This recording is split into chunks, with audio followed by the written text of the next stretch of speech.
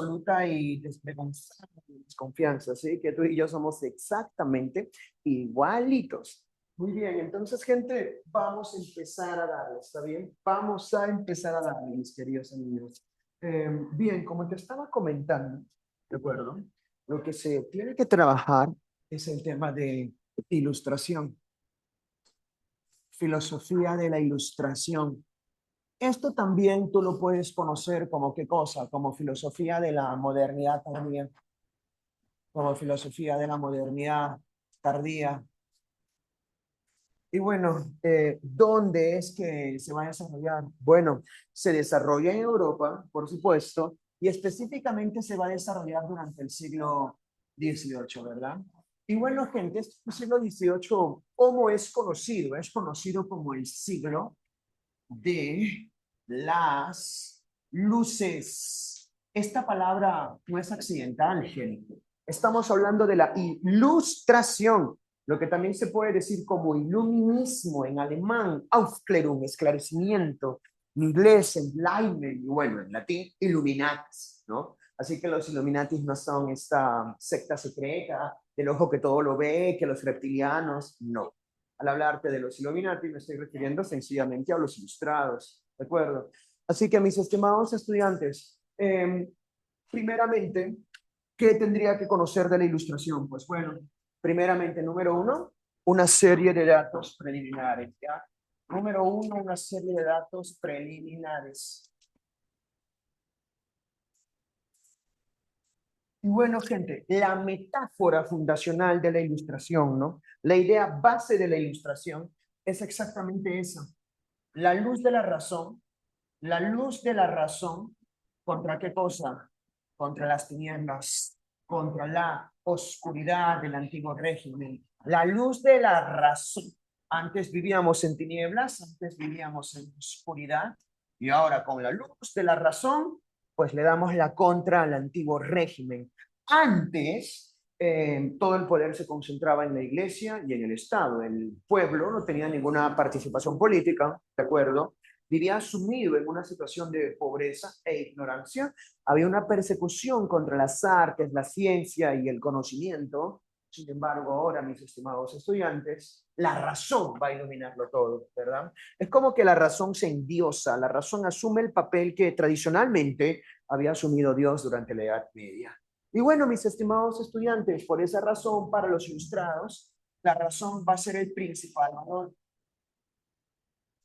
Y a partir de la razón, a partir de esta primera luz que es la razón, van a surgir otras luces, ¿verdad? Otras luces, como por ejemplo, mis estimados estudiantes, podemos hablar por aquí de la libertad, podemos hablar por aquí de la igualdad, podemos hablar por aquí de la dignidad humana, los derechos humanos, es decir, podemos hablar, por ejemplo, pasar, ¿no? Desde monarquías a imperios a repúblicas, entre bueno, entre otras luces. Así que ya saben, en la ilustración se habla de la luz de la razón se asume como principal valor y a partir de esta luz primera, la luz de la razón, surgen otras luces. Ahora, gente, específicamente hablando, ¿qué va a ser la ilustración? Bueno, la ilustración se trata de una ideología que va a ser impulsada, ¿por qué cosa? Una ideología que va a ser impulsada por la burguesía. Y bueno, hermanito, ¿a qué cosa me refiero con esto, no? De que estemos frente a una ideología impulsada por la burguesía. Bueno, mis estimados amigos, a lo que nos estamos refiriendo, gente, es, mira, si fuese nada más filosofía, pues sería eso, solo filosofía, pero estamos hablando de un conjunto de ideas sociales, políticas, económicas, ¿de acuerdo? Así que, mis estimados estudiantes, no se tratará solo de filosofía, se tratará de una ideología, aparte que las ideas de la ilustración, ¿de acuerdo? Se llevaron a la práctica, las ideas de la ilustración generaron muchas instituciones actuales, como por ejemplo estas cuestiones de aquí.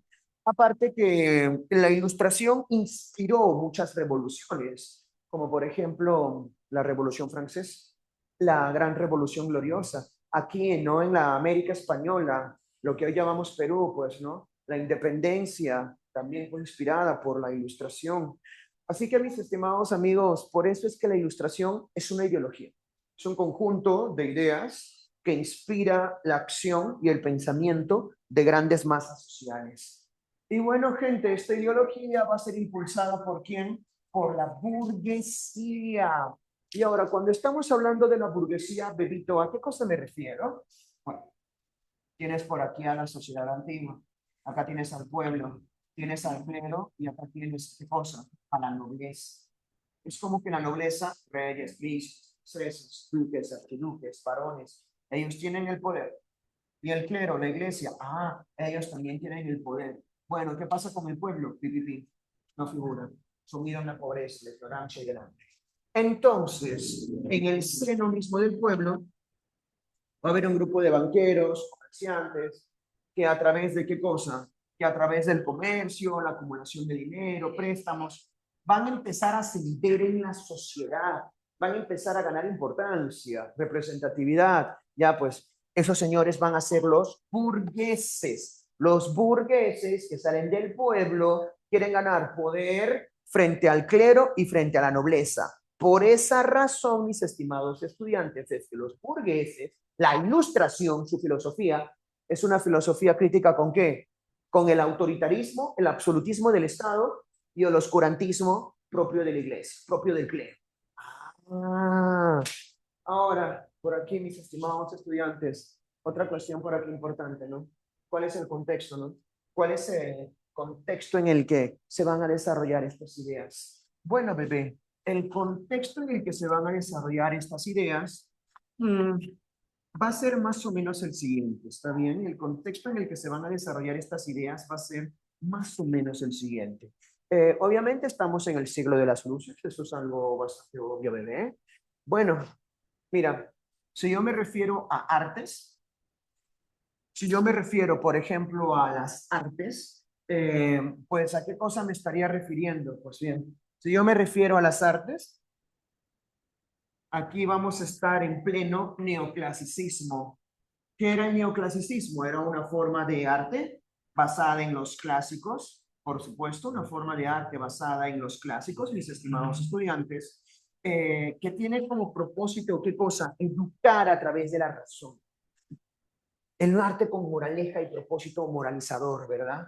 Como por ejemplo, no sé si conocen por ahí al Sí de las Niñas de Leandro Fernández de Moratín. Ahí tienes un claro ejemplo, ¿verdad? O no sé, al enfermo imaginario, al médico a palos, el Tartufo o el avaro de Molière, bueno, Molois, ¿no? Ahí está, ahí tienes un ejemplo de neoclasicismo. Ahora, en lo que se respecta a ciencias, ¿qué cosa es lo que vamos a tener, no? En las ciencias. Bueno, gente, vamos a tener por acá influencias, ¿ya? Vamos a tener por acá influencias. Como por ejemplo, gente, podríamos tener por ahí a quién, podríamos tener por acá, pues, a Descartes, a Newton, podríamos tener, por supuesto, por ahí a Bacon. ¿Ah? Ellos inspiran la concepción científica de la época. Las ciencias, entonces, como te digo, aquí van a estar inspiradas por Bacon, Descartes y Newton. Bacon propone el ideal de que la ciencia es poder, de que la ciencia es poder, saber es poder, una ciencia práctica y aplicada. Descartes, él introduce la confianza en la razón, de hecho, ¿qué es la ilustración? Es un racionalismo llevado hasta sus últimos extremos, por supuesto, gente. Y cómo no, Descartes también tiene una concepción mecanicista de la realidad, ¿no? Donde la naturaleza es como una máquina, como un mecanismo, con leyes fijas e invariables, que no cambian, ¿ya? Y bueno, mis estimados estudiantes, Newton también tiene esa visión mecanicista. Newton, a través del poder de la razón y las matemáticas, considera que toda la realidad puede ser comprendida, ¿verdad? Newton explicaba todo en función a la gravedad. Entonces, eso hace que la confianza en la razón, que la razón puede no solo comprender, sino solucionar al mundo, pues bueno, esas ideas se inspiran a la ilustración. Ahora, gente, dentro de la propia ilustración, vamos a tener a gente como Buffon, vamos a tener a gente como Carl von Linneo, vamos a tener a gente como Laplace, vamos a tener a gente como Lavoisier. Y bueno, mis estimados estudiantes, ¿qué cosa es lo que va a pasar por aquí, no? Buffon, el famosísimo autor de la historia natural, la máxima autoridad en ciencia biológica antes de Darwin. Carl von Linneo, la taxonomía, la clasificación de los seres vivos. Laplace, el modelo mecanicista de la realidad, ¿no? Es muy famosa una anécdota de Laplace en donde Laplace se planta frente a Napoleón. Napoleón le dice, oye, muy genial tu pensamiento, muy genial tu forma de pensar y todo, mano, pero, oye, ¿y Dios? Y Laplace le dice al mismo Napoleón, ¿no? Yo no necesito de Dios para explicar el mundo. Ah, luego Lavoisier, ¿no? El de la química moderna. ¿Cuál es el problema? Bueno, el problema es que después de la Revolución Francesa, inspirada por la Ilustración, sobreviene la época de terror jacobino, ¿no? Robespierre. ¿Y qué cosa es lo que hacen? La justicia se convierte en la guillotina, ¿no? Así que agarran a Lavoisier y le cortan la cabeza. ¿Y qué propone Lavoisier? Pues Lavoisier propone los principios de la química moderna. No sé si tú conocerás, bebé, este asunto de la termodinámica, el principio de la conservación, ¿no? La materia no se crea ni se destruye, solo se transforma.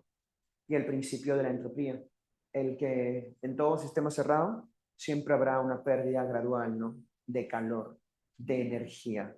En algún momento, es decir, el universo se apagará. Y eso choca, ¿no? Con la visión cristiana del mundo, que considera que Dios es benévolo y nos cuida y bla, bla, bla, ¿no? Entonces, gente, también, gente, va a haber un intento por difundir el conocimiento, está bien, por difundir el conocimiento, gente. Y aquí estaríamos hablando de qué cosa, estaríamos hablando de la enciclopedia, ¿verdad? O diccionario razonado de las ciencias y de las artes. ¿Impulsado por quién? Impulsado por Denis Diderot, Diderot más Charles D'Alembert. Listo, mis estimados amigos. Ahí tienen el estado de la cuestión en ciencia, en artes. Y bueno, mis estimados amigos, podríamos pensar también la economía, ¿verdad? Aquí podríamos pensar en qué cosa, en el liberalismo, ¿verdad? Recuerda, la economía como ciencia surge ¿con quién? Pues bueno, si yo me refiero a la economía, pues tendríamos a Adam Smith, por supuesto. Smith, padre de la economía científica, 1776, ¿verdad? ¿Y qué cosa es lo que va a proponer? El liberalismo económico, ¿verdad? ¿Qué cosa es lo que propone la ilustración? La ilustración habla de valores como la razón y la libertad. Entonces, a través de la razón podemos comprender el sistema económico y como la razón, de ahí proviene la libertad. Pues bueno, ¿cómo tiene que ser la economía? Tiene que ser liberal. El Estado tiene que reconocer el libre mercado y el Estado solo tiene que intervenir cuando esa libertad está siendo amenazada. Mientras tanto, la economía se regula así sola, ¿no? Laissez faire, ¿no? Dejen hacer. O también la mano invisible, ¿no? Claro. Ahora, gente, continuando por aquí, también vamos a tener qué cosa? Vamos a tener, pues, por aquí, ¿a qué cosa? La crisis del antiguo régimen, a la crisis del antiguo régimen, esta sociedad, ¿no? Estamental, esta sociedad clasista, ¿no? Primer, segundo estado, está cayendo. Y a partir de esto, ¿qué cosa es lo que vamos a tener? Pues a partir de esto, bebés, lo que vamos a tener son una serie de revoluciones liberales. Revoluciones liberales. Revoluciones liberales, como por ejemplo, ¿cuáles, profesor? Ya te dije, las crisis llevan a las revoluciones, ¿ya? Y bueno, algunas de las principales revoluciones de esta época van a ser como por ejemplo, no sé, puedo pensar como por ejemplo en la revolución, ¿cuál? En la revolución de 1688 en Inglaterra, donde Inglaterra deja de ser una monarquía absolutista y se convierte en monarquía parlamentaria. El rey reina, pero ya no gobierna. ¿Me doy a entender con eso? Y bueno, también mis estimados estudiantes, puedo tomar también en consideración, pues, ¿a qué cosa? Pues puedo tomar en consideración también, ¿no? A 1713, por supuesto. ¿Qué ocurre en este año? Pues se independizan, ¿no? Los Estados Unidos de América, las 13 colonias, ¿verdad? ¿Sobre qué cosas? Sobre la base del pensamiento ilustrado. También puedo tener por aquí a 1789, ¿no? La revolución más radical, la revolución en Francia. Claro, los ingleses no le cortaron la cabeza al rey, bueno, los franceses sí. Esta revolución es tan radical que marca el antes y el después, ¿no? De la edad moderna y la edad contemporánea. Por supuesto, gente, y cómo no, otra cuestión por aquí, ¿no? Bastante importante, va a ser que tras la Revolución Francesa, ¿qué cosa es lo que viene? Sobreviene el terror jacobino y para colmo, luego viene la supremacía napoleónica. Es decir, la ilustración a través de la razón quería traer libertad, igualdad, fraternidad, repúblicas. Y paradójicamente, la revolución terminó convirtiéndose en terror y luego terminó convirtiéndose en Napoleón. Es como que la razón ilustrada metió la pata. Y eso hizo que luego, ¿qué cosa? Que surgiese el romanticismo, ¿verdad? Esta es, como te estaba diciendo, la antesala al romanticismo. ¿Qué hace el romanticismo? Niega la razón. ¿Por qué? Porque la razón ilustrada había metido la pata, ¿verdad? La había fregado. Y por supuesto, gente, 1688, 1776, 1789. Luego, ¿qué cosa es lo que va a pasar? Pues todas estas ideas, todas estas ideas van a llegar a donde, pues todas estas ideas van a llegar a la América española. Todas estas ideas van a llegar a la América española. Específicamente a quienes, a los criollos. Y los criollos, inspirándose en las ideas ilustradas, en estos procesos revolucionarios, pues, ¿en qué van a empezar a pensar los criollos? Van a empezar a pensar en la independencia. Así que la independencia de las colonias americanas, en menor o mayor medida, también se encuentra inspirada por el pensamiento ilustrado. Así que, gente, ahí tienen qué es la ilustración, cuándo se desarrolla, el contexto en artes, en ciencia y en política, ¿no? En historia, hasta en economía, papá. Ah, súper completo, más completo, imposible, hermano. Ahora, gente, vamos a desarrollar ahora las características, ¿sí? Vamos a ver ahora por aquí, bebés, a las características del pensamiento ilustrado, ¿ya? Vamos a ver ahora por aquí, gente, a las características del pensamiento ilustrado, pero hasta acá, primero necesito preguntarles, bebés, ¿puedo confiar de verdad que está todo clarito? Hasta aquí, se encuentra todo clarito, ya está, me parece excelente.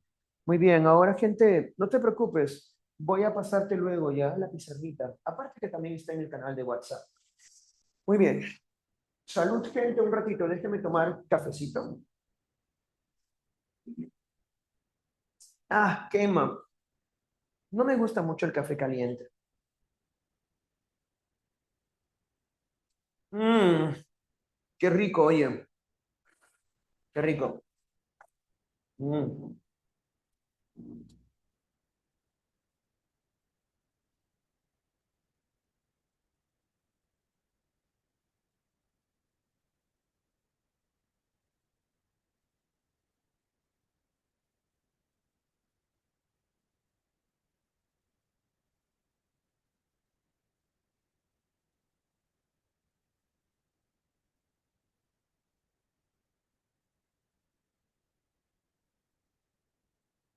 Un ratito,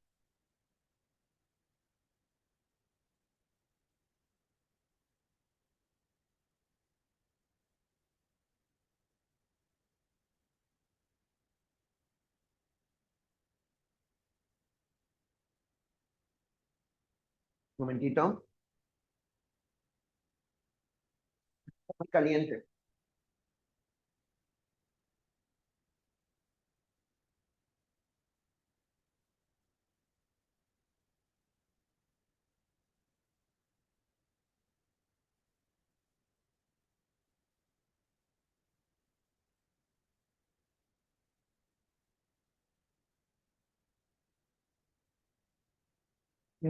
Nada, hermana, quiero verte. Tienes que superarme, ¿ah? Ojo, estoy dictando clase. Cuídense mucho. Tú también cuídate mucho, Nani. Muy bien. Entonces, gente, continuando por acá, número 2.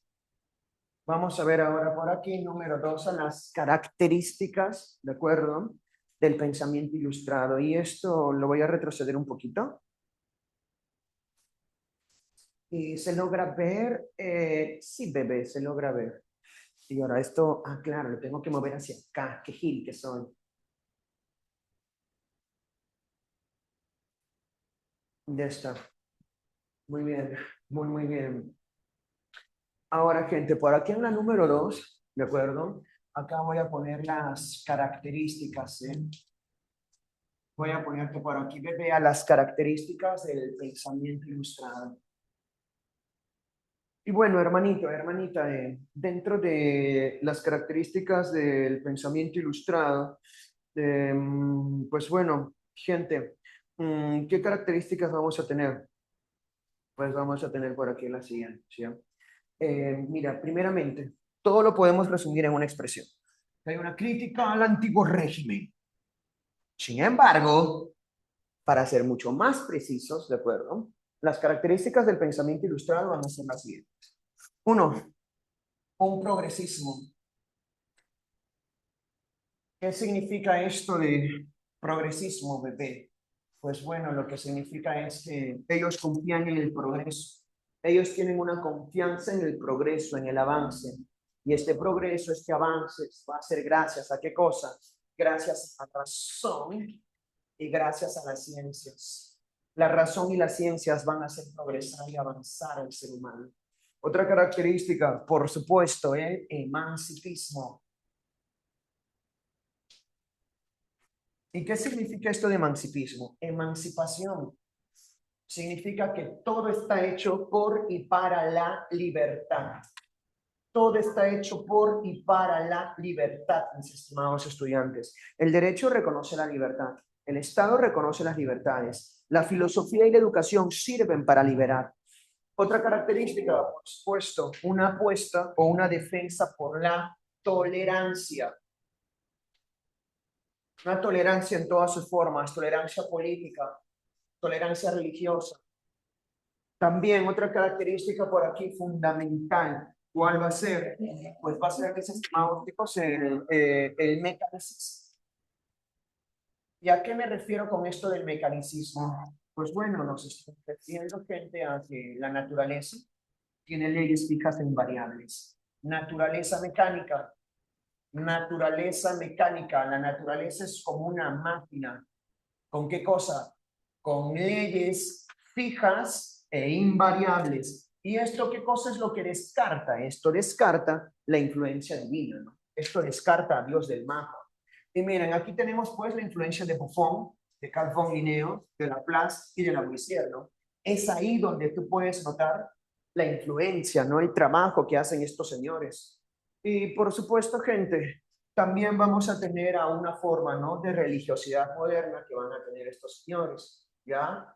Y bueno, gente, este mecanicismo, ¿de acuerdo? Es la forma en cómo ellos piensan la naturaleza. Y ahora, a partir de este mecanicismo, pues va a haber formas de pensar a Dios. ¿Está bien? Y a partir de esto podemos tener por aquí al deísmo o por el contrario, también podemos tener por aquí al ateísmo. ¿Está bien? Deísmo o por el contrario, vamos a tener por aquí al ateísmo.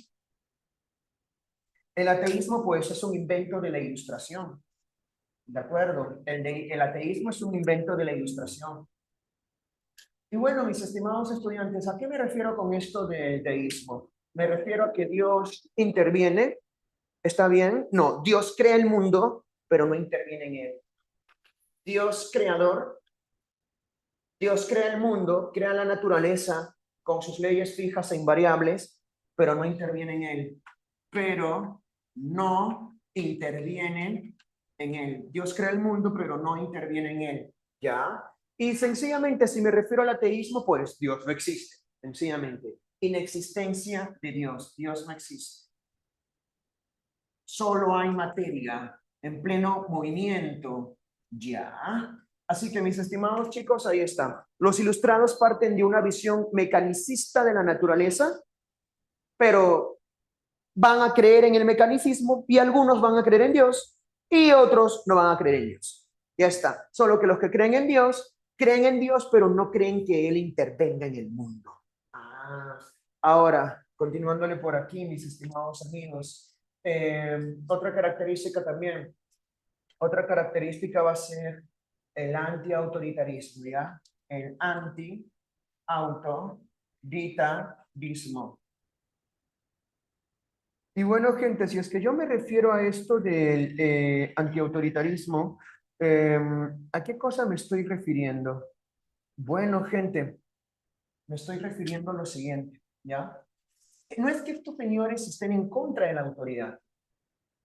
No, la autoridad es necesaria. El problema es cuando se desborda la autoridad y no se respetan las libertades. ¿Entiendes, hermanito? Así que por aquí, ¿de acuerdo? Así que por aquí, mis estimados estudiantes, este autoritarismo puede venir de dos frentes, ¿ya? Este autoritarismo puede venir de dos lugares. ¡Hala! ¡Cómo me encanta este tema, mano! Podemos tener por aquí un autoritarismo por parte de la iglesia, como también podemos tener un autoritarismo por parte del Estado. Hay un autoritarismo por parte de la iglesia, como también hay un autoritarismo por parte del Estado. Listo, mis estimados estudiantes, ¿y qué ocurre? Bueno, bebé, lo que va a ocurrir por acá va a ser lo siguiente, ¿sí? Mira, ocurre, gentecita, que a estos señores no les va a gustar tres cositas. A estos señores no les gusta el oscurantismo. A estos señores no les gusta, ¿de acuerdo? Que la iglesia persiga la ciencia y el conocimiento. Recuerda, en esta época la iglesia tenía el famoso Index Librorum Prohibitorum, ¿no? El índice de libros prohibidos, y había una persecución contra la difusión y producción de ideas críticas y científicas. ¿Ah? Tampoco a estos señores les gusta la escolástica. Tampoco a estos señores les gusta la Edad Media. A estos señores no les gustan los medievales. Esta idea negativa que tenemos de la Edad Media surge aquí. No les gusta la escolástica ni la Edad Media. No les gusta que la iglesia sea la que se encargue de la educación. Y bueno, a estos señores tampoco les gusta el dogmatismo. No les gusta que la iglesia se sienta, ¿no?, poseedora de la verdad absoluta, ¿no?, o definitiva. Y bueno, mis estimados estudiantes, ¿qué cosa es lo que van a proponer entonces acá? Depende de a quienes le preguntes, ¿verdad? Depende, mis amigos, de a quienes tú le preguntes. Como por ejemplo, recuerda que en la ilustración hay dos bandos, un bando deísta y un bando ateo. ¿Está bien?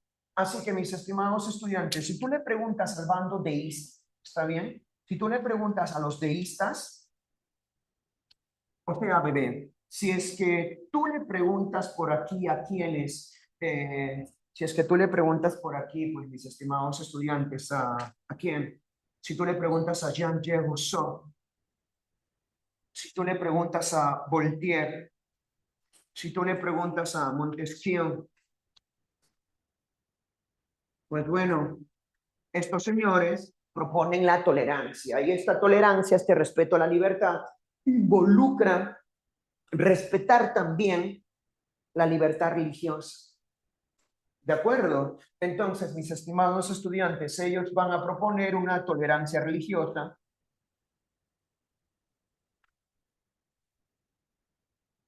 ¿verdad? Por ahí, mis estimados estudiantes, Kant también, ¿verdad? Podría hablar de la religión dentro de los límites de la razón. Y van a proponer, ¿qué cosa? Van a proponer, mis estimados estudiantes, un estado laico. Un estado laico.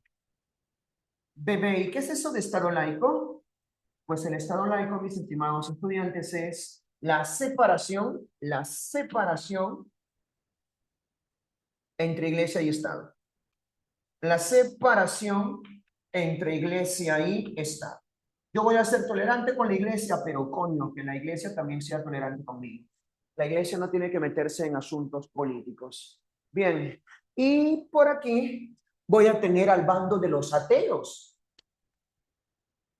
Dios. Y el ateísmo cuando surge, surge en extremo radical, ¿de acuerdo? Por ejemplo, puedo pensar en el barón de Holbach se dice. Puedo pensar en el divino y exquisito Marqués de Sade. Puedo pensar como, por ejemplo, por ahí, ¿en quién? En el barón de La Mettrie. Ellos son los primeros ateos, ¿de acuerdo? Y bueno, mis estimados estudiantes, Holbach, Sade, La Mettrie, ¿qué van a proponer estos señores? Mira, mientras que los deístas proponen una tolerancia religiosa, ¿de acuerdo? Mientras los deístas lo que proponen es una tolerancia religiosa, en cambio, mis estimados estudiantes, los ateos van a proponer todo lo contrario. Proponen una supresión religiosa.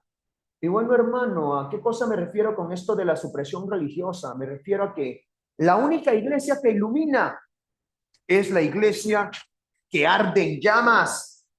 ¿Entiendes eso?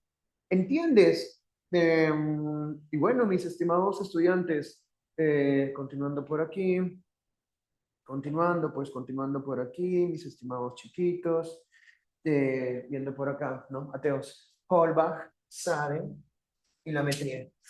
¿De acuerdo? Ellos proponen más bien la supresión religiosa, la supresión de la iglesia, eliminar la iglesia. Y bueno, estos señores parten de un mecanicismo determinista, no un materialismo determinista. Y al decir esto de materialismo determinista, ¿a qué me refiero? Materialismo determinista. No existe Dios.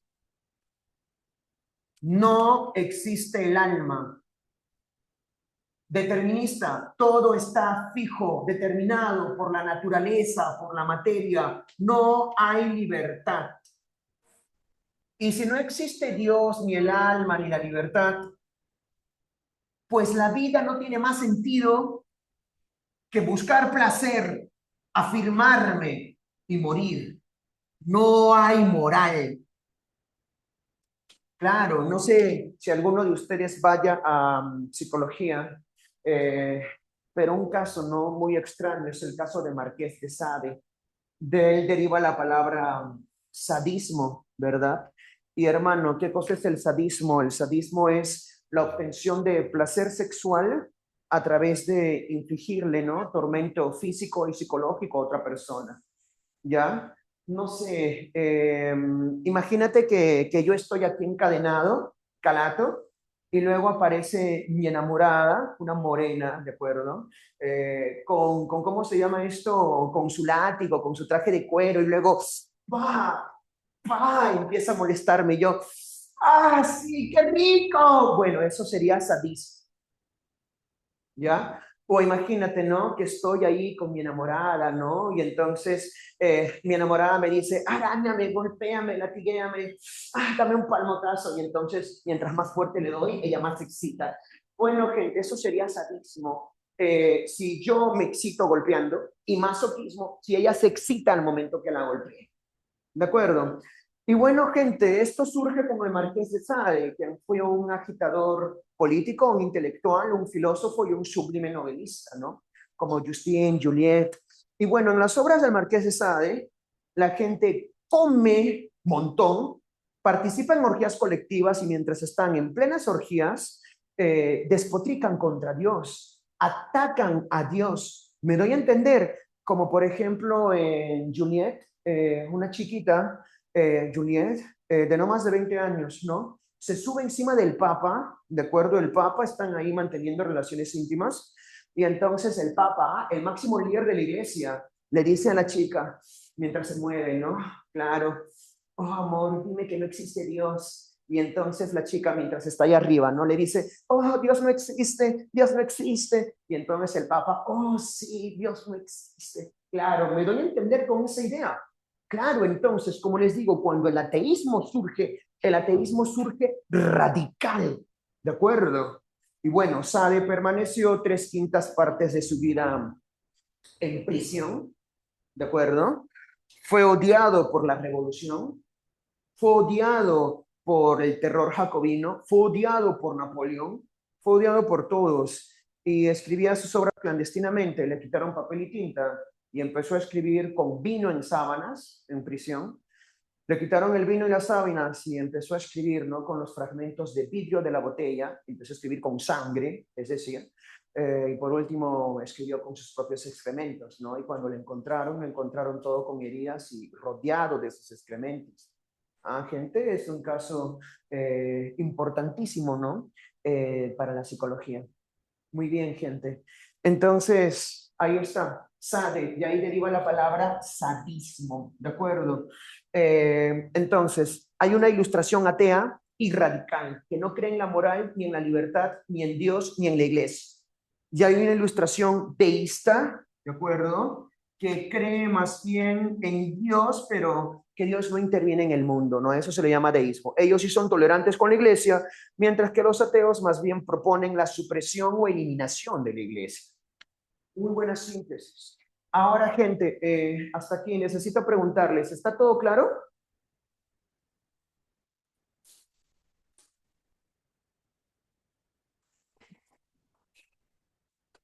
Me parece excelente. Ahora, gente, en lo que respecta al Estado, ¿de acuerdo? Un ratito, déjeme tomar café, lo necesito.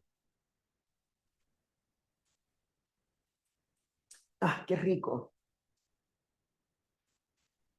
Oye, hablando en serio, hay gente a la que sí le gustan esas cosas, ¿eh? Eso es del diablo, ¿no? Eso es del diablo, de verdad. ¿Mm? Claro. Que no sabían de la existencia del Marqués de Sade. No, tan inocentes son. Marqués de Sade. Y hay muchos autores que siguen esa línea. Por eso te digo, de Sade deriva la palabra sadismo. Sade lo que hace es una fundamentación filosófica de la crueldad. Como todo está determinado, no existe la libertad. Yo no escojo qué hacer o quién ser. Así que no hay libertad, lo único que hay es libertinaje. La naturaleza pone instintos y pasiones en mí y a mí lo que me corresponde hacer es seguir esas pasiones o instintos. No me corresponde ponerme en contra de esos instintos. Así que lo bueno es seguir mis instintos, lo malo sería no seguir esos instintos. ¿De acuerdo? Como te estaba diciendo, ¿no? Esto es, ¿cómo se llama esto? Una fundamentación filosófica del mal. ¿Mm? Mm. Muy bien, entonces, ahora, así como existe un antiautoritarismo contra la iglesia, existe también un antiautoritarismo, ¿no? De parte del Estado, bebé.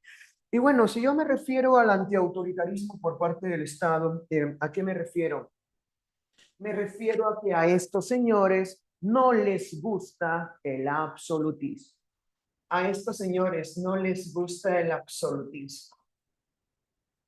Y bueno, hermano, ¿a qué cosa me refiero con esto del absolutismo? Lo que me estoy refiriendo es que a estos señores no les gusta que todo el poder se encuentre concentrado en el Estado. Recuerden eso, a estos señores no les gusta la concentración del poder.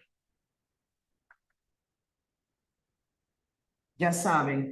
Entonces, ¿qué es lo que van a proponer estos señores? Estos señores más bien van a proponer dividir, repartir el poder. Y bueno, ¿quiénes van a ser los señores que en esta época van a hacer filosofía sobre el Estado, no? ¿Quiénes son los señores que en esta época van a hacer filosofía política? Bueno, van a ser los siguientes, ¿está bien? Eh, lo siento, pero ¿qué puedo hacer, Susan? Así es la historia. Cenito, perdone, XD.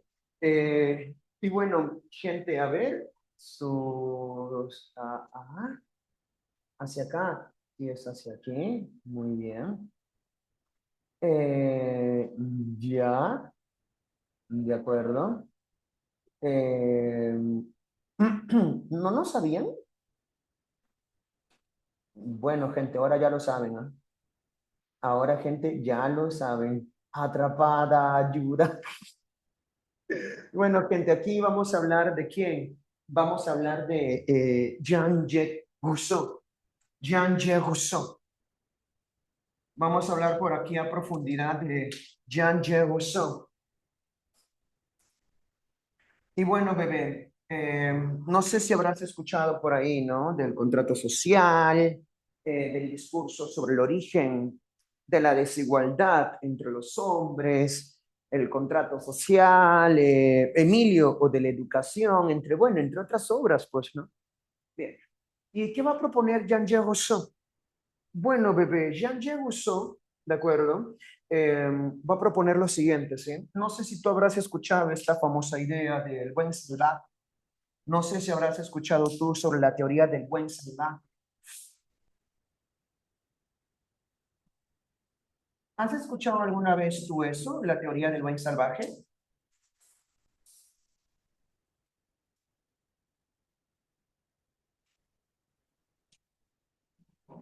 ¿No? Ya. Sobre el hombre, este señor va a proponer, como te decía, la teoría del buen salvaje. Y a ver, yo no lo voy a decir, ¿ah? Tú lo vas a completar. El hombre nace bueno, pero el hombre nace bueno, pero eso, el hombre nace bueno, pero la sociedad lo corrompe, definitivamente. Y bueno, ¿qué es lo que tiene la sociedad que corrompe al hombre? ¿Qué tiene la sociedad, no, que corrompe al hombre? No el profe con su clase explicando al sadismo, ¿no? Corrompe a los chicos. Ay, Dios. No. Jean-Jacques Rousseau considera que todos los hombres nacemos libres e iguales, hasta que alguien agarra algo con fuerza y dice, esto es mío, mío, absolutamente mío y de nadie más.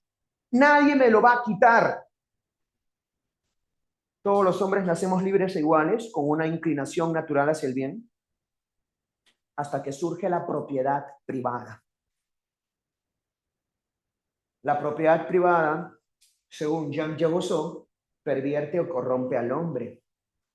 Ah, y desde ese momento se rompe la igualdad natural de los hombres porque surgen las clases sociales. Y también se rompe la bondad natural del hombre.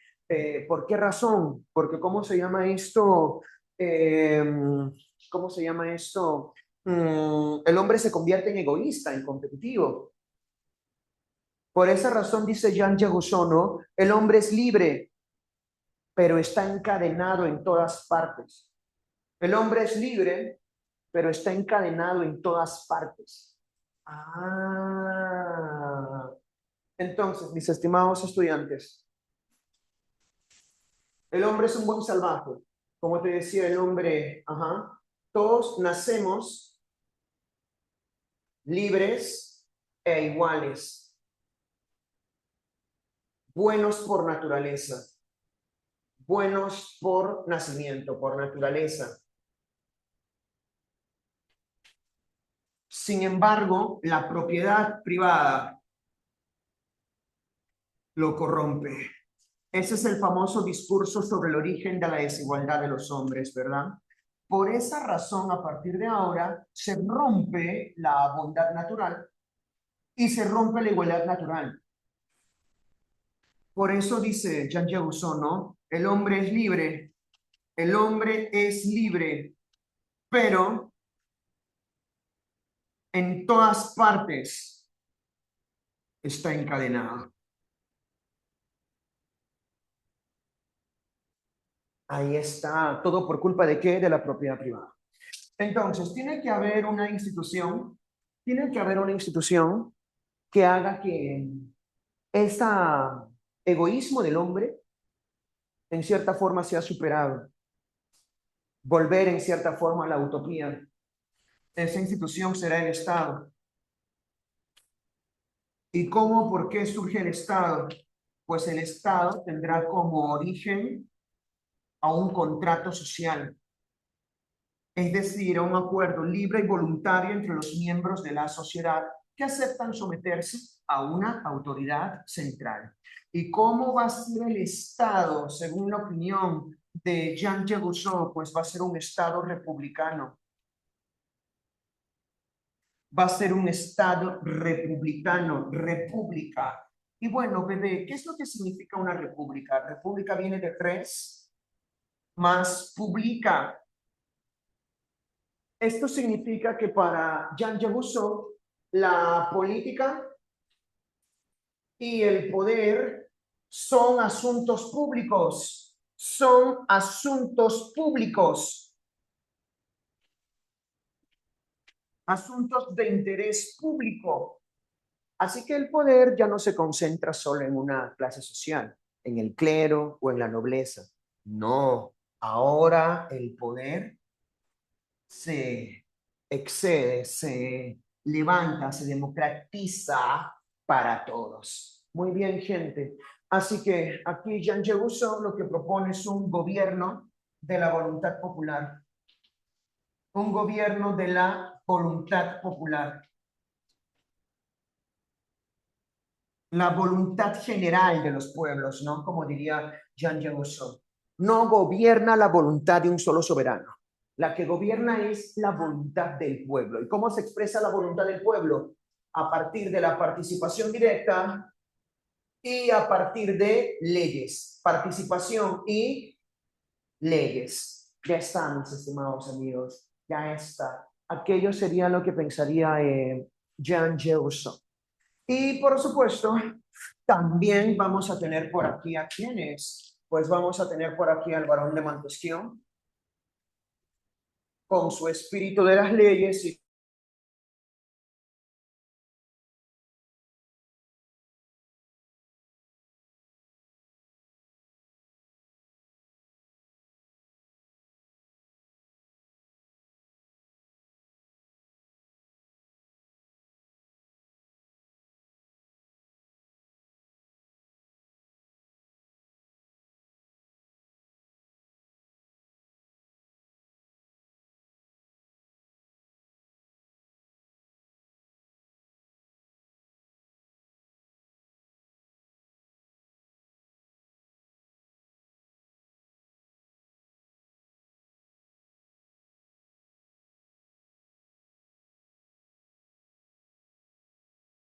a ver, reanudar grabación. Ajá, ya, excelente, muy bien. Bien, perfecto, ahí está. Ahí está enfocada la cámara, listo, excelente. Perdonen, bebés, es que hubo un problema de internet. Ya, disculpen, disculpen.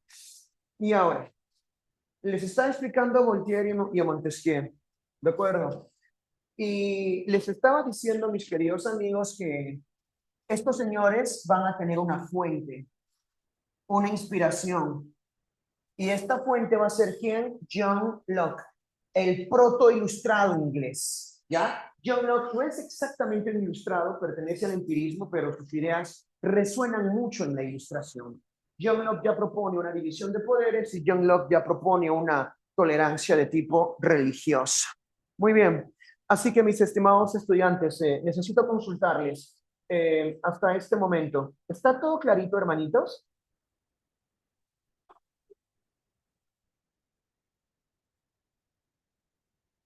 Ya está, excelente, muy bien hecho, muy bien hecho, ya está. Y ahora vamos a ver a la ilustración alemana y bye, bye, ¿ya?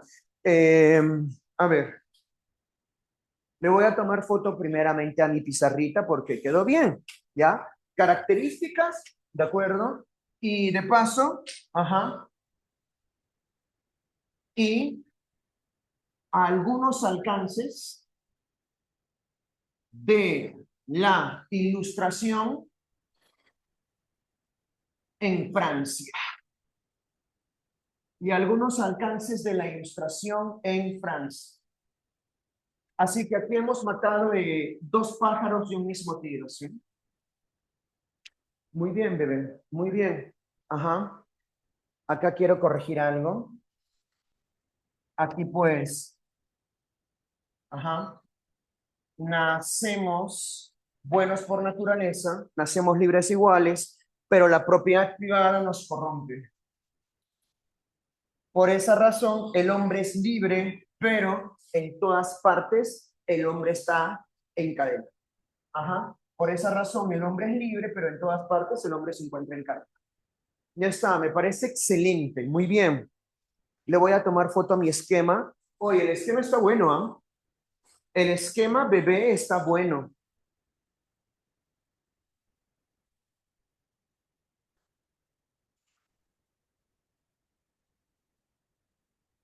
Perdón. La ilustración alemana, ¿sí? Y ese es el último puntito de nuestra clase. Número 3, tendría que hablarles por aquí de la ilustración alemana.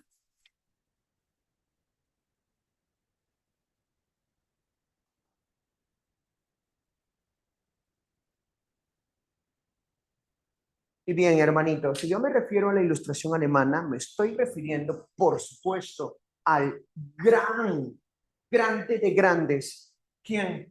Immanuel Kant. De acuerdo, aquí me voy a estar refiriendo, por supuesto, a mis queridos amigos, a Immanuel Kant. ¿Está bien? Y bueno, mis estimados amigos, cuando yo me refiero a la filosofía de Immanuel Kant, pues, ¿qué ocurre con este señor Kant? Bien, ocurre que la filosofía de Immanuel Kant va a ser llamada como idealismo trascendental, ¿de acuerdo? Así como también puede ser llamada como criticismo. Ahora, gente, en el caso de Kant y el criticismo, ¿por qué al criticismo se le va a llamar criticismo? Bueno, mis estimados estudiantes, porque las obras de Kant son específicamente sus tres críticas, ¿verdad? Nos estamos refiriendo a la crítica de la razón pura, en donde habla de nociología, la crítica de la razón práctica y, por supuesto, la crítica del juicio, ¿no? En la crítica de la razón pura, Kant habla de nociología. Y en la crítica de la razón práctica, Kant habla de ética. Ahora, ¿por qué al criticismo se le va a llamar criticismo? Bueno, uno, porque el criticismo se trata de una síntesis, ¿de acuerdo? Se trata de una síntesis entre qué cosa? Una síntesis crítica del racionalismo y del empirismo. Lo que hace Kant es mezclar lo mejor del racionalismo y lo mejor del empirismo. ¿Qué decía el racionalismo? Pues el conocimiento empieza en la razón, depende de la razón. ¿Qué propone el empirismo? Pues todo lo contrario, el conocimiento parte de la experiencia, de los sentidos. ¿Qué va a proponer Kant? Una síntesis crítica. El conocimiento empieza en los sentidos, pero luego es organizado por la mente, por la razón.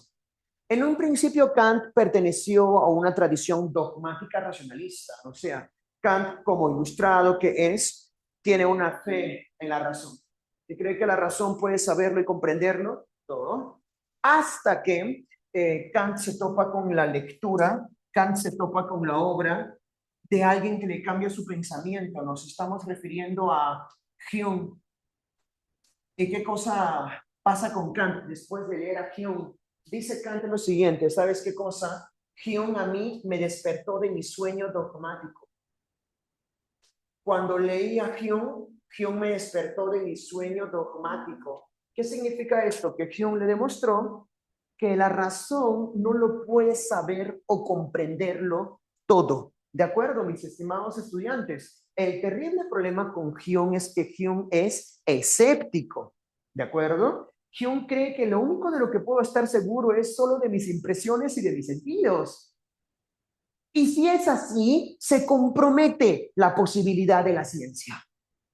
Aparte que lo religioso, la metafísica, queda con signos de interrogación. ¿Qué pasa con cuestiones sobre el alma, como Dios?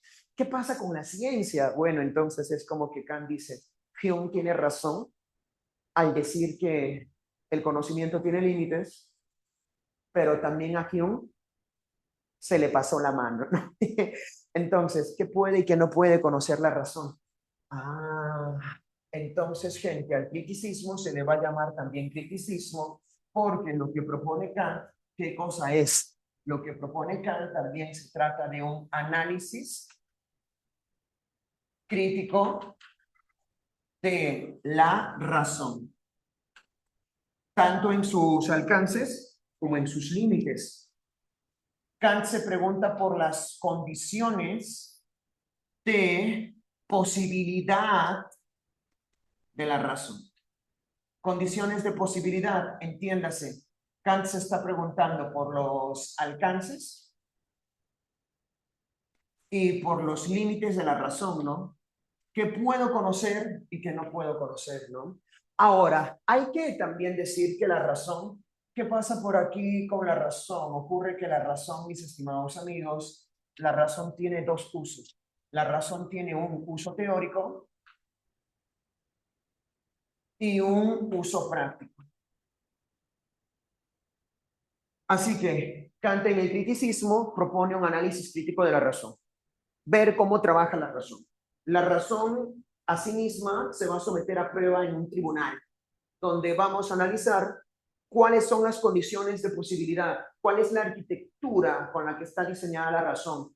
Y vamos a ver qué puede y qué no puede hacer la razón, cuáles son los alcances y los límites de la razón. Eso como una respuesta a la obra de David Hume. Y vamos a preguntar cómo funciona la razón en su uso teórico, en nociología, y en uso práctico, en ética, es decir. Ya está. Por eso al racionalismo se le va a llamar racionalismo. Listo, mis estimados estudiantes. Ahora, gente, en el caso de Kant, ¿qué pasa, no? En el caso de Kant, ¿qué es la filosofía? Bueno, gente, una vez aquí me preguntaron, ¿no? Esta época que estamos viviendo, ¿qué es? Y Kant respondió, ¿no? Es la ilustración. Sapere aude. Atrévete a pensar por cuenta propia, con tu propia cabeza. O también diría Kant, ¿no? No se aprende filosofía. Lo que se aprende, ¿qué cosa es? Lo que se aprende es a filosofar. Es decir, para Kant la filosofía es un saber libre, crítico y autónomo.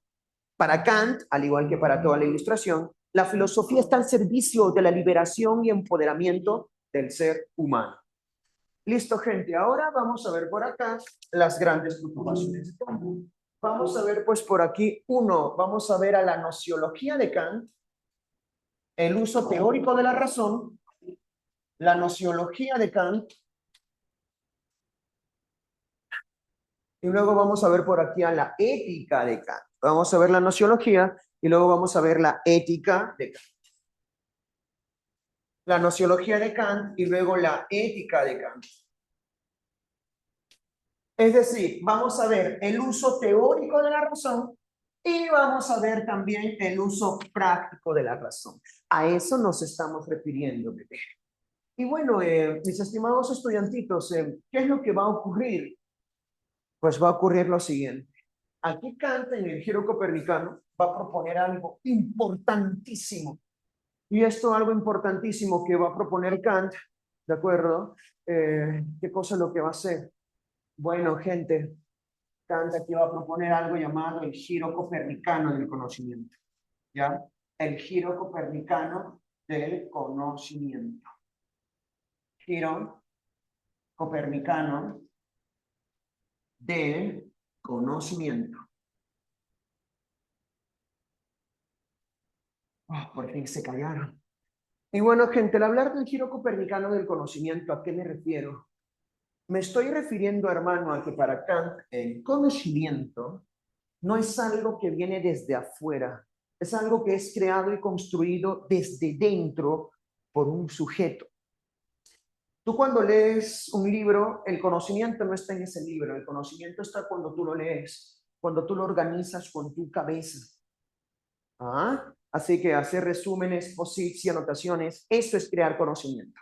En cambio, estar en una clase y solo escuchando, eso es información.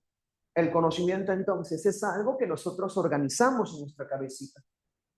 Entonces, el giro copernicano del conocimiento es lo siguiente. El conocimiento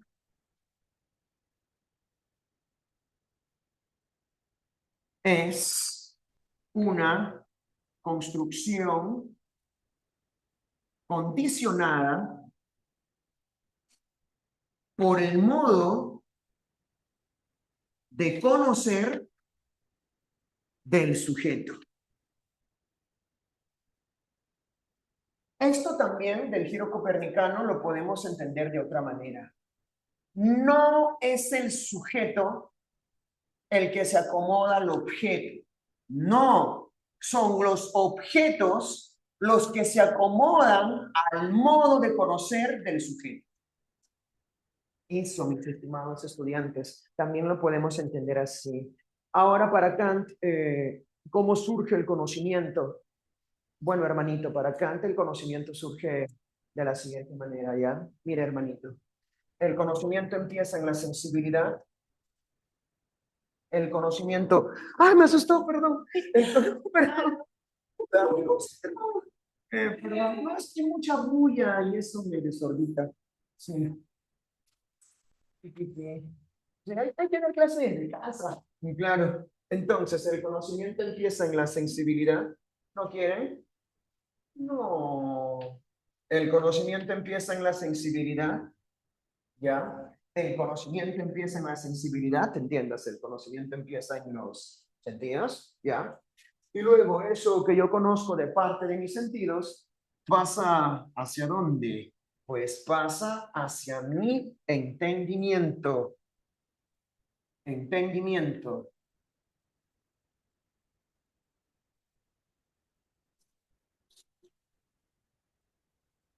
Y bueno, ¿qué cosa es lo que Kant entiende por sensibilidad? Pues bueno, hermano, la sensibilidad es los sentidos. Y Kant por los sentidos se refiere a qué cosa? Se refiere al espacio y al tiempo. ¿De acuerdo? Kant acá se refiere al espacio y al tiempo. El conocimiento empieza en el espacio y el tiempo. Kant por sentidos no se refiere a vista, oído, olfato, no. Kant por sentidos se refiere al espacio y al tiempo. Ojo por ahí con ese detalle, gentecita. Entonces, para Kant el espacio y el tiempo no es algo que esté afuera en la realidad. Es la forma en cómo el sujeto forma y construye sus conocimientos. ¿Ya? Como el sujeto mide y siente la realidad. ¿Ya? Claro, por ejemplo, un pez abisal que está en lo más profundo, ¿no?, del océano, no va a sentir el espacio y el tiempo, ¿no?, de la misma manera que nosotros. Claro. Ay, la pizarrita, un momentito, hay que mover esto hacia acá. Listo, excelente. No, es hacia acá, entonces más hacia allá. No, es que tengo que chapar el bordecito. ¿Se puede ver? Pero si me permite acercarme, ¿se puede ver la pizarra? Sí, sí se recontra puede ver. Ahí tienen un ejemplo de cómo el conocimiento está condicionado por el sujeto. Muy bien. Ahora, y luego esto que conozco por el espacio y el tiempo pasa hacia el entendimiento. Y acá en el entendimiento, ¿de acuerdo? Tenemos unos moldes o estructuras que condicionan, que organizan al conocimiento. ¿Y cuáles van a ser esos moldes o estructuras que organizan al conocimiento? Kant los va a llamar como categorías a priori.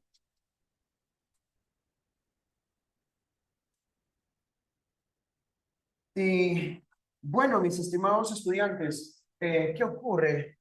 El conocimiento empieza en los sentidos y los sentidos son pasivos, ¿no? La sensibilidad es pasiva. Se limita a recibir la información proveniente desde el exterior, el espacio y el tiempo. Luego, esto que conozco de los sentidos pasa hacia mi entendimiento, donde tengo unos programitas, un software en mi mente que me permite entender el mundo de la forma como lo comprendo. Esas son las categorías a priori. Entonces, el entendimiento es activo. Y a partir de esto, ¿qué cosa es lo que va a surgir? A partir de esto, el sujeto forma, el sujeto construye conocimientos. Sin embargo, tenemos un terrible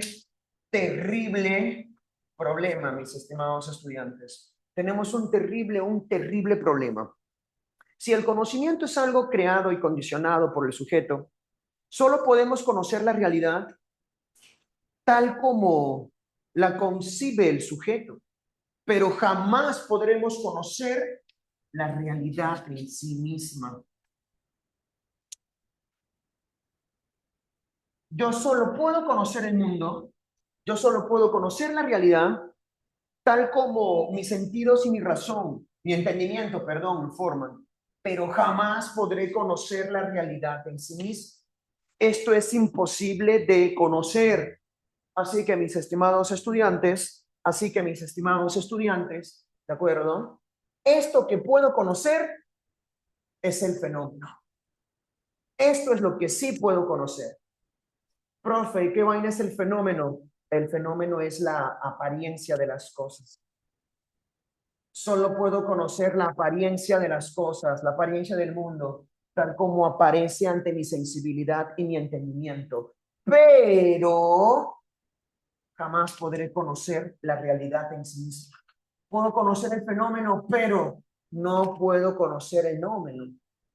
¿Qué significa esto? Que no puedo conocer la esencia de las cosas. Puedo conocer la apariencia de las cosas, pero no puedo conocer su esencia. ¿Ya? ¿De acuerdo, mis estimados chicos?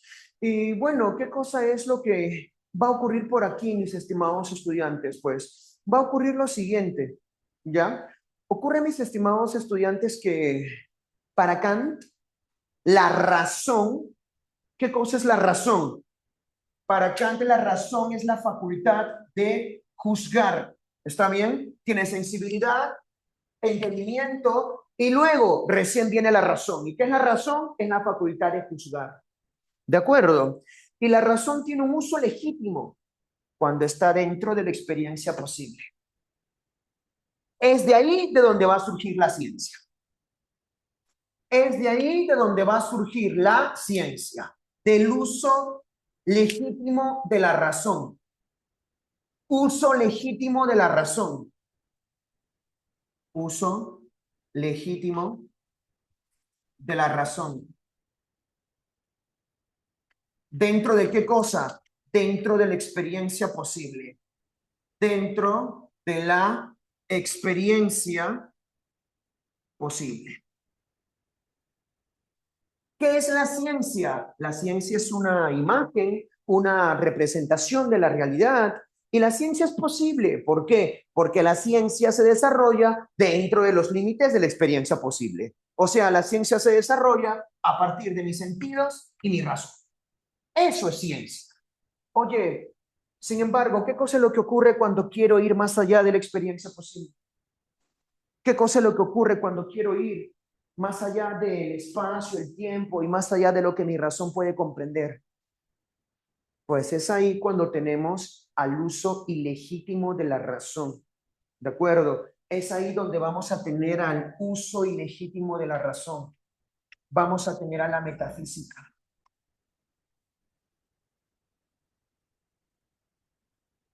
Así que la metafísica es el uso ilegítimo de la razón. El uso ilegítimo de la razón más allá de la experiencia posible. Más allá de la experiencia posible. Así que la metafísica no es posible como ciencia. No es posible como ciencia. ¿Qué cosa es la ciencia? Matemáticas. ¿Qué cosa es la ciencia? Física. Pero ¿qué cosa es lo que ocurre cuando quiero hablar del alma? ¿Qué cosa es lo que ocurre cuando quiero hablar de la libertad? ¿Qué cosa es lo que ocurre cuando quiero hablar de Dios? ¿Qué es lo que ocurre cuando quiero hablar del mundo? Si el mundo tiene sentido, propósito, si no lo tiene, si fue creado, si no fue creado. Hijo, ahí la razón se topa con dificultades, se topa con contradicciones insalvables. Aquí la razón se enfrenta con dificultades, con contradicciones,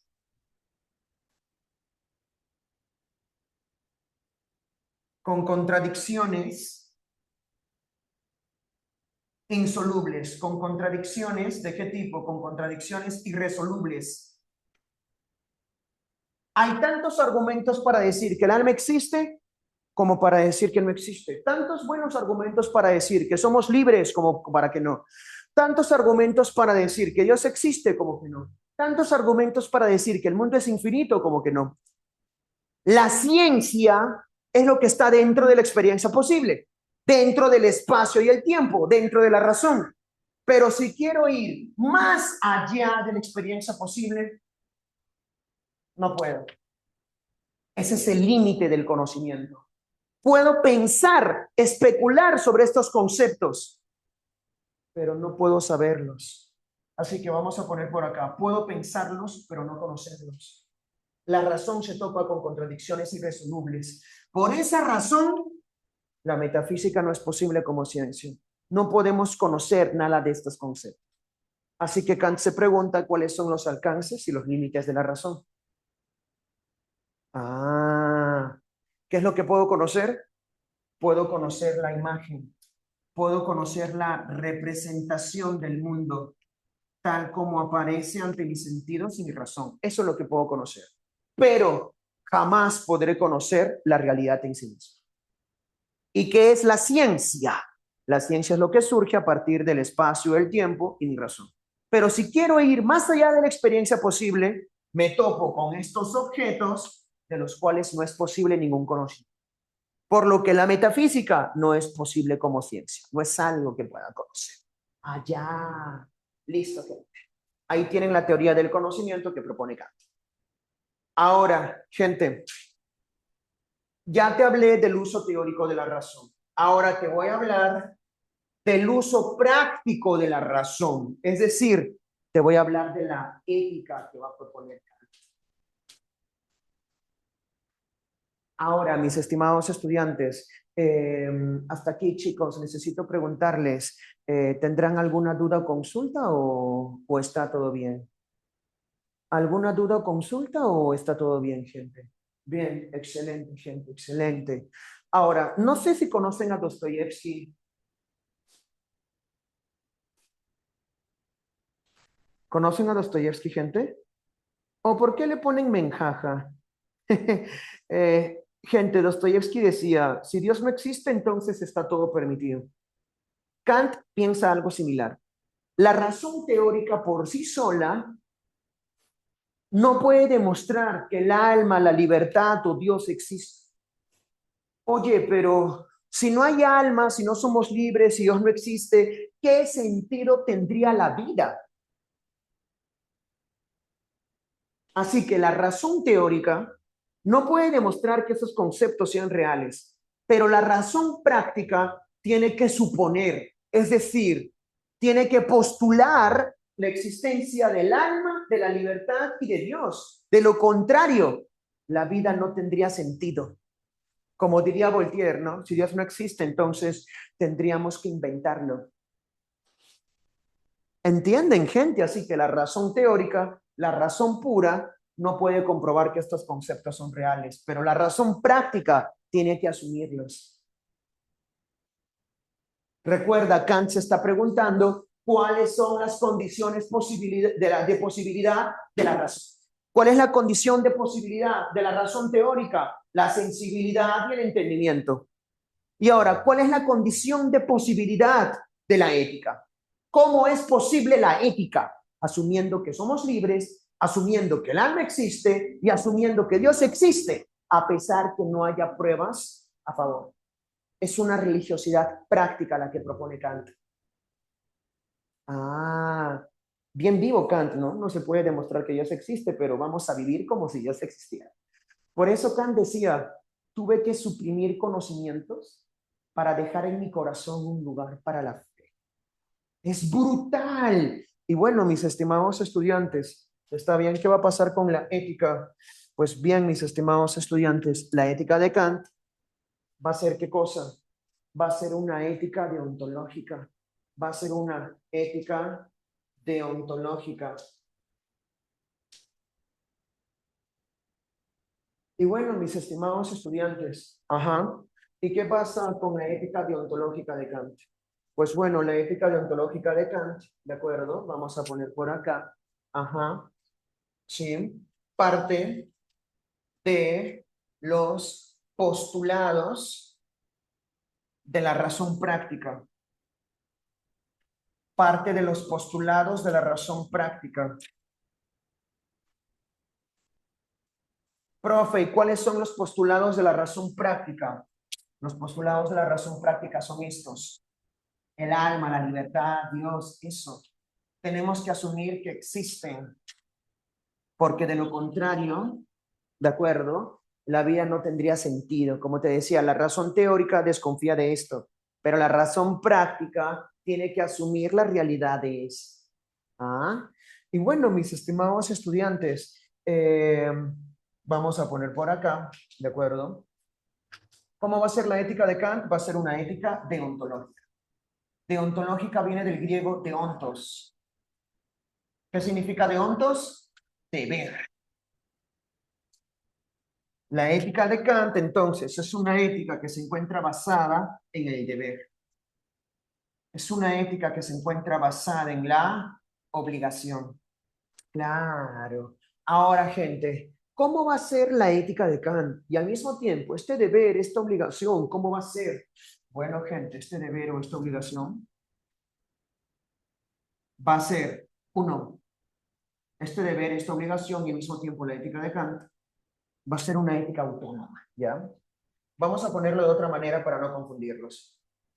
La ética de Kant es una ética deontológica porque parte de los postulados de la razón práctica está basada, es decir, en el deber y la obligación, y también va a ser una ética autónoma. ¿Por qué? Porque parte del sujeto. Va a ser una ética formal porque se basa en la pura razón y va a ser también una ética universal. ¿Por qué? Porque es una ética que pretende ser válida en todas las circunstancias. Ahora, gente, si la ética de Kant es una ética que se encuentra basada, ¿no? En el deber o en la obligación, pues mis estimados chicos, ¿cuál va a ser ese deber, no? ¿Cuál va a ser esa obligación? Pues tu deber o tu obligación, según Kant, va a ser el siguiente. Tu deber o tu obligación es seguir los imperativos categóricos, seguir los imperativos categóricos.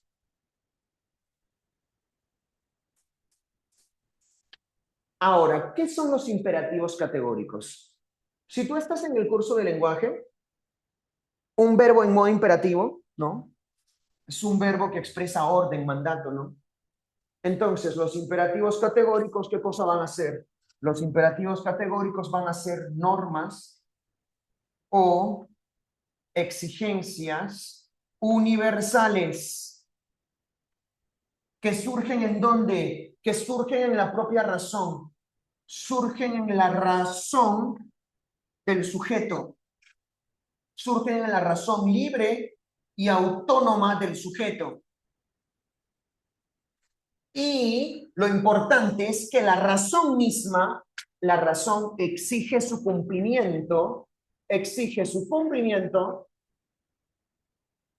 incondicional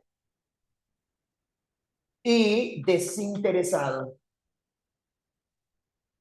¿Qué significa esto? La ética de Kant se basa en el deber o la obligación, pero este deber, esta obligación, no es alguien que alguien ponga desde afuera.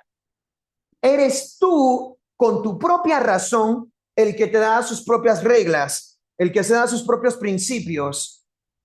Y tu propia razón exige que esas reglas o esos principios los cumplas. Por esa razón, la ética de Kant está basada en el deber y la obligación. Ah, así que la ética de Kant está basada en cumplir los imperativos categóricos, normas o exigencias universales que surgen en la razón libre y autónoma, y la razón exige su cumplimiento incondicional y desinteresado. ¿Y cuáles van a ser estos imperativos categóricos? Pues van a ser dos. Uno, el imperativo categórico de la ley universal. El imperativo categórico de acuerdo de la ley universal.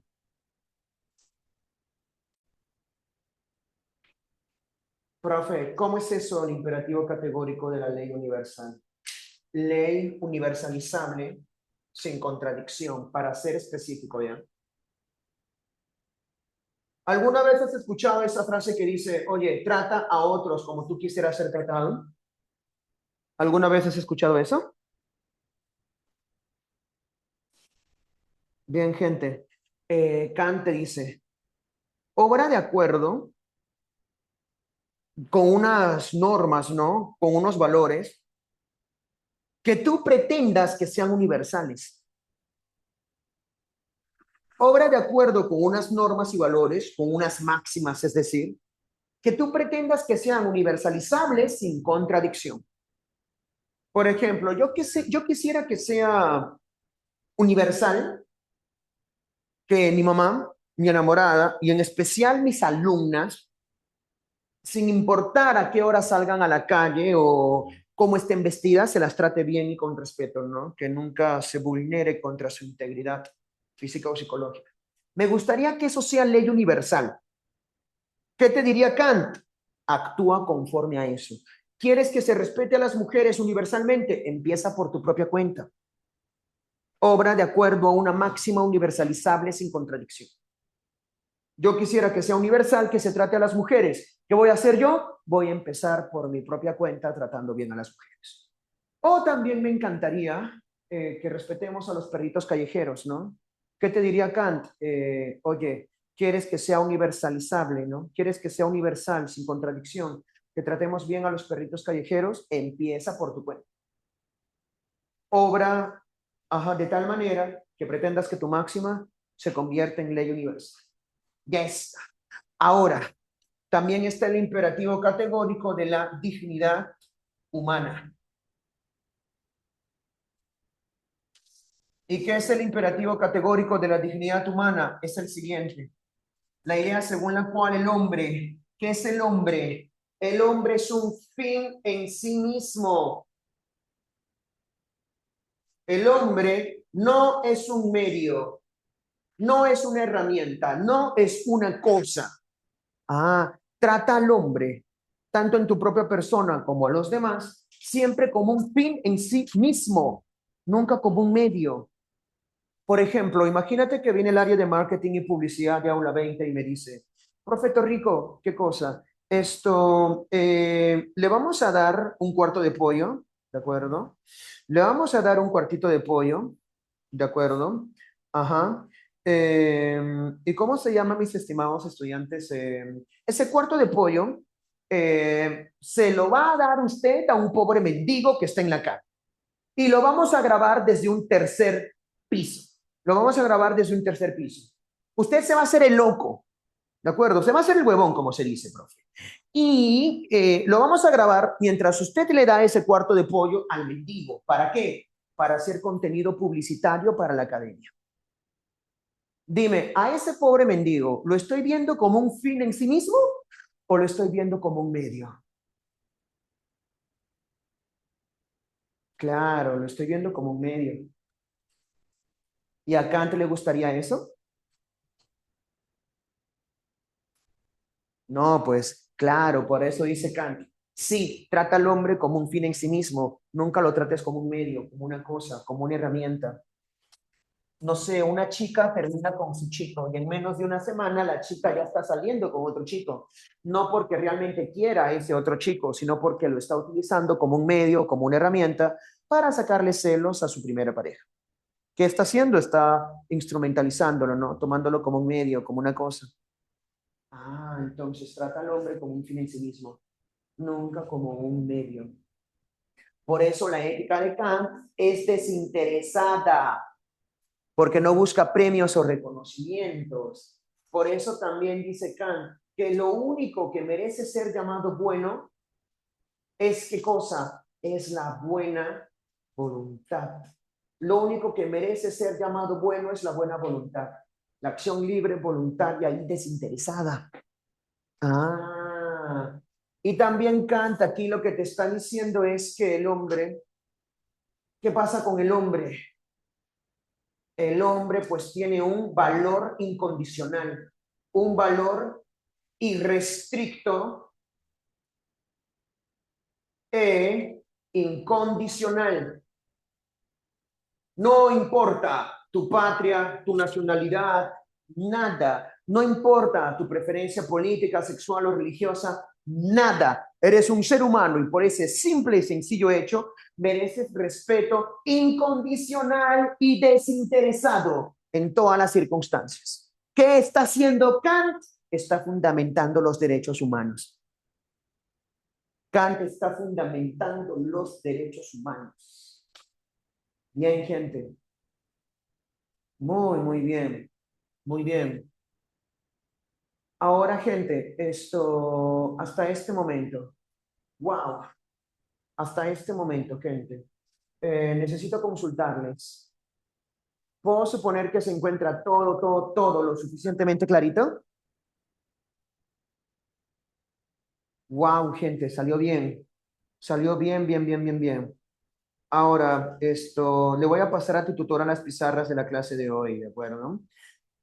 Por supuesto. ¿Y cómo se llama esto? Eh, un momentito. Como se lo voy a compartir a su tutora, ¿de acuerdo? Ahí, ¿cómo se llama esto? Se los voy a dar, ¿ya?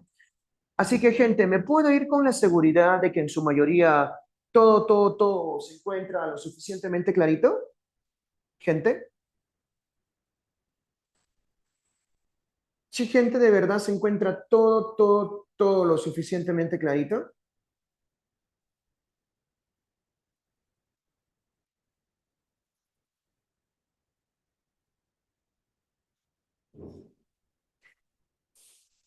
Ya, gente, entonces es para mí siempre un placer ya compartir tiempo con ustedes. Pido por favor que se cuiden, que estudien, que repasen, apoyen al canal de WhatsApp. Ahí siempre pongo las pizarras. Todas mis pizarras siempre las pongo ahí y también comparto material adicional, ¿no? Cuando es posible, bebés. Eh, y bueno, gente, ¿cómo se llama esto? Siempre es un placer, ¿ya? Miren, aquí tengo justo el canalito de WhatsApp. Tengo por aquí justo el canalito de WhatsApp. Ahí está, Filosofía Pre, se llama así. ¡Uy! ¡Hala! Ya somos 3061 gatos. Y mira todo lo que te he estado compartiendo. Aquí está, ¿no? Mira, bebé, esa calidad de esquemas. Uy, mira esa calidad de esquemas, bebé. Uy, claro, como debe de ser. No lo enfoca XD. Aquí también, mira acá, hay más esquemitas. Hay más esquemitas. Ahora sí, hay más esquemitas. Mira esa belleza.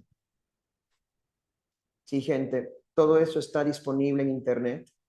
Ahí estoy yo con el tralalirito. Y acá también es un esquema alternativo, es otro esquema. Yo nunca repito una clase, acá hay otro esquema. Ajá. Acá también hay otro esquema. Y por supuesto acá hay esquemas tipo escritos, ¿no? Tipeados a computadora. Aquí, por ejemplo, está Platón. Eso lo hago libre y gratuitamente para cada uno de ustedes, gente. Quedan cordialmente invitados. @filosofía pre. @filosofía pre, gente. Bien, gente, entonces se me cuidan mucho, ¿sí? Sí, ahorita estoy por compartirlo. ¿Me das su número, porfa?